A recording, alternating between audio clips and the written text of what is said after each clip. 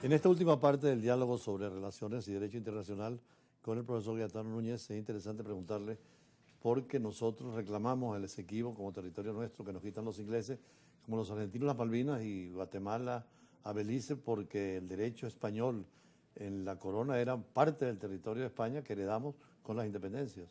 Evidentemente, eso era parte de la corona española y bueno, y no hay ningún motivo para que pertenezca a otros países. Vamos, ahí tenemos lo de Honduras, Honduras británica, que eso fue un robo manifiesto que hizo Inglaterra con el apoyo de Estados Unidos, llevado por unos piratas además, que fueron los que entraron. Y en el caso del Esequibo, que estuvieron primero los holandeses y después Holanda se lo cede a Inglaterra, ese proceso era un lugar muy pequeño. Es que el territorio de la Guayana no era tan grande como lo entendemos ahora, es que el Esequibo era parte integrante del territorio de la Capitanía General de Venezuela. Desde 1777 ya estaba dentro de ella. Y además Bolívar reclama precisamente a los ingleses por el avance que estaban haciendo, y todos los diplomáticos venezolanos y los gobiernos y los pueblos, todos permanentemente, siempre han reclamado eso como propio. Pero esa gestión, en mi opinión, me perdona, se ha llevado mal. Ajá. Esa gestión, admitir a aquel magistrado, aquel juez ruso para que estuviera, no estar presentes, esas cosas no se pueden hacer. Sí, porque impusieron los americanos a dos americanos, dos rusos, un ruso y dos ingleses, y tenían mayoría en el tribunal. Claro, es absurdo. Nos quitaron ese territorio. Malé Prevot, que era el abogado americano, demuestra todo esto precisamente. Claro. ¿Mire usted, por ejemplo, si eso se le hubiera encargado al Vaticano? Es que fuimos al Vaticano en esa época con León XIII y pedimos la intervención de León XIII. No fue posible, pero siempre el Vaticano hubiera sido extraordinario para eso, como hizo Argentina y Chile, ¿no? Sí. Por el canal de Beagle. Muchas de estas del siglo XIX se encargaron, y no estaba mal pensado, al rey de España como individuo independiente o al Vaticano. Y entonces el rey de España, evidentemente, como España no tenía intereses concretos en nada, hubo acuerdos bastante buenos, y con el Vaticano también. Se ha convertido el Vaticano, inclusive en los últimos tiempos, a una especie de centro mundial de la diplomacia. Bueno, al margen siempre. Los mejores diplomáticos del mundo es la diplomacia vaticana. Sí, inclusive vimos a Putin conversando con Zelensky, y ahora están pidiendo el Medio Oriente llegar al Vaticano también. Esa autoridad del Papa, ¿por qué tan fuerte, siendo apenas 1 kilómetro cuadrado el Vaticano y menos de 1000 habitantes? Bueno, la iglesia es mucha iglesia. Mire, el otro día, es curioso, no tiene nada que ver con esto, pero es que vi una entrevista que le hicieron a Mujica. El presidente uruguayo. El expresidente. Me parece una de las figuras más redondas y más importantes, ideal, sí. Más importantes que de América Latina, más honesta y tal.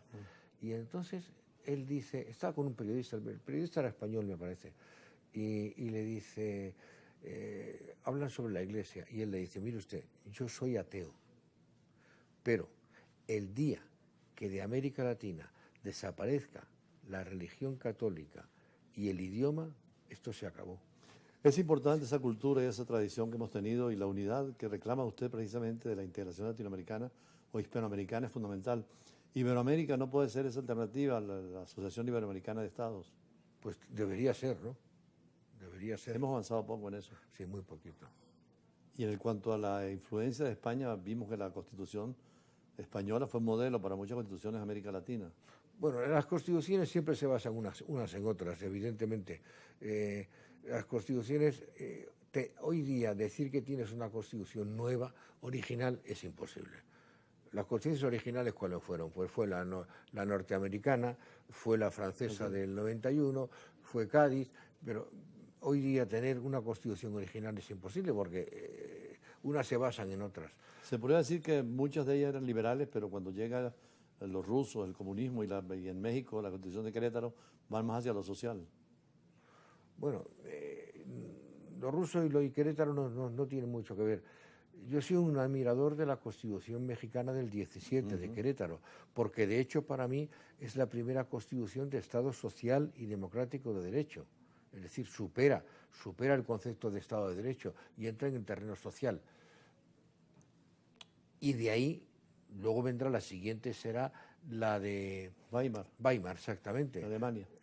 quizás más perfilada, jurídicamente mejor redactada y tal, pero México es una constitución muy importante, un gran ejemplo para... Después viene la italiana y después la Segunda Guerra Mundial, todos estos procesos europeos con constituciones ya hacia el Estado social y de derecho, ¿no? Sí, vamos a ver, el primero, quitando México y Weimar, es la Constitución de la República Española de 1931. Y es una constitución muy moderna, muy buena y que ha influido mucho en el constitucionalismo latinoamericano posterior. Pero claro, aquello después de la Guerra Civil cayó. Y después ya de la Segunda Guerra Mundial tienes Italia, la Constitución del 47, si no recuerdo mal, y Francia, con el cambio de... 58 con De Gaulle. Exactamente. Y la española, a pesar de todos los problemas del franquismo, pudo abrirse a todos los sectores y participar. Bueno, una vez que acaba el franquismo, con el franquismo no hubo constitución. Cuando acaba el franquismo, la constitución del 78 se hace libremente por el pueblo español, pero no es original. La constitución, tenemos antecedentes, se basa en antecedentes de la Constitución Republicana del 31. Sobre todo, recoge muchas cosas de la Constitución alemana, de la Ley Fundamental de Bonn. Ellos no lo llaman Constitución, pero es una Constitución. De la Ley Fundamental de Bonn del 59. Tiene influencias en derechos y libertades también de la Constitución francesa, de la Constitución mexicana. Es decir, el mundo ya, las tendencias... Es visión internacional de la Constitución. Claro, constitucionalismo internacional prácticamente. Claro, y el futuro será los tratados internacionales, los llamemos Constitución o no, pero estarán ahí. Pero hay que cumplirlos. Bueno, muchísimas gracias al profesor Cayetano Núñez, doctor en Ciencias Políticas y Derecho. Sigue colaborando con Venezuela en la parte académica permanentemente. Y nosotros cerramos siempre con el choque de las imágenes, la fuerza de las palabras y los análisis en profundidad como el de esta tarde tan extraordinario y en nuestros programas que siempre tenemos y que compartimos tanto en Brújula Internacional como en Embajada y Embajadores. Muy buenas tardes y hasta un próximo encuentro. Muchas gracias.